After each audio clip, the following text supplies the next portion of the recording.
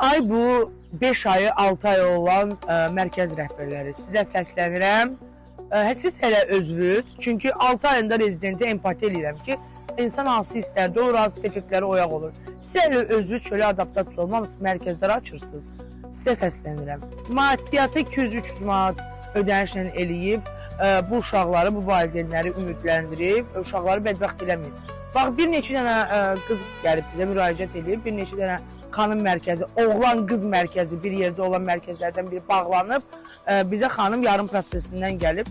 Oturup xanımla proqavor eləyirəm, danışıram, görürəm ki, xanım prosesdən heç nə bilmir. Sağalmağın heç S hərfi yoxdur da onda.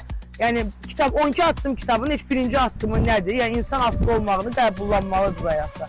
Amma bu heç bilmir ki, bu burada niyədir, nə üçündür, bura haradır, burada nə məsuliyyətləri yerinə yetirməlidir. Onlara səslənirəm ki, demirəm heç kim mərkəz açmasın və yaxud da nə.